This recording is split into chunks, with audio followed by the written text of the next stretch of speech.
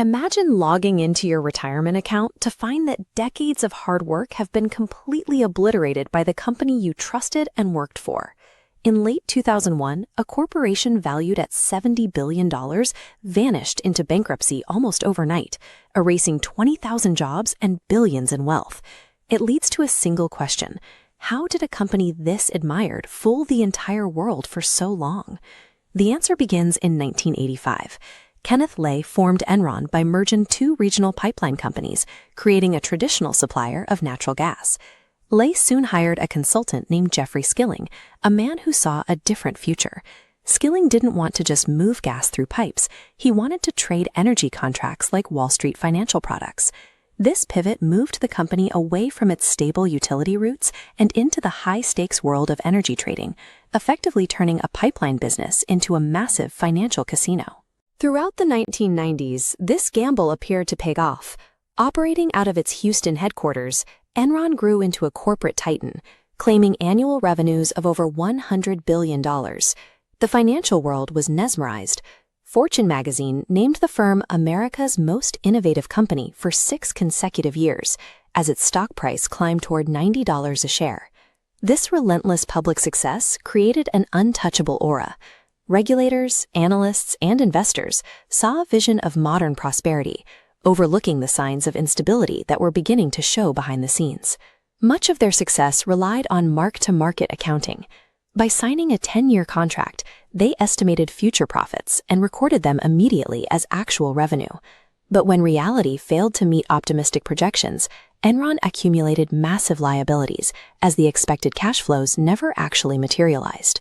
To keep this debt from appearing on the official ledger, CFO Andy Fastow utilized a network of off-the-books shell companies known as Special Purpose Entities, or SPEs. Fastow used these entities to isolate financial risk, shuffling billions in debt off Enron's books and into invisible shell companies. On the surface, the main ledger reported record profits, while beneath that official image lay a hidden mountain of debt the public couldn't see. Hiding a deficit of this scale required a workforce driven by intense internal pressure, governed by an evaluation system nicknamed Rank and Yank. Every 6 months, the company graded its employees on a strict curve, where the bottom 15% were systematically fired, regardless of their actual competence. This environment created a culture dominated by fear and greed. Employees felt constant pressure to produce short-term profit illusions at any cost, even if it meant compromising basic ethics. This pressure eventually reached the public power grid. During the California energy crisis, traders manipulated the market by creating artificial blackouts to drive up electricity prices, maximizing company profits while ordinary citizens suffered. In August 2001, Vice President Sharon Watkins realized the company was built on a lie. She sent an anonymous memo to Ken Lay, warning that the company was about to implode in a wave of accounting scandals. By October, the massive deception was unsustainable. Enron was forced to announce a massive quarterly loss and a $1.2 billion reduction in shareholder equity, finally exposing the hidden debt to the public. The disclosure triggered an immediate death spiral. Credit agencies downgraded the company to junk status, and the stock price crashed from over $90 to pennies before the company filed for bankruptcy in December.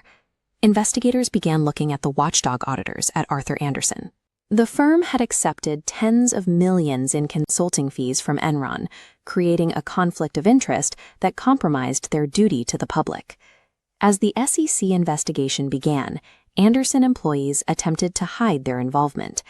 They destroyed tons of documents and deleted 30,000 emails to cover up their failure to flag the fraudulent accounting. The collapse was more than a failure of one company. It was a failure of the entire system of oversight, the trusted auditors, the major banks, and government regulators that were supposed to protect the investors. The legal fallout was swift. Andy Fastow pleaded guilty to fraud and became the prosecution's star witness, revealing the mechanics of the scheme to the government. Both Lay and Skilling were convicted of fraud and conspiracy. Skilling was sentenced to 24 years in prison, while Ken Lay died of a heart attack just weeks before he could be sentenced. Arthur Andersen was convicted of obstruction of justice for the document shredding. The conviction effectively destroyed the 89-year-old firm, causing 85,000 people to lose their jobs. The disappearance of Andersen reduced the world's major accounting firms from the Big Five to the Big Four and erased over $11 billion in shareholder value. To prevent another such disaster, the U.S. government passed the Sarbanes-Oxley Act. This law introduced strict new rules for corporate financial reporting and provided federal protections for whistleblowers. The story serves as a warning that when blind trust in complex numbers is combined with a culture that values stock prices over human ethics, total collapse is inevitable. Final thought.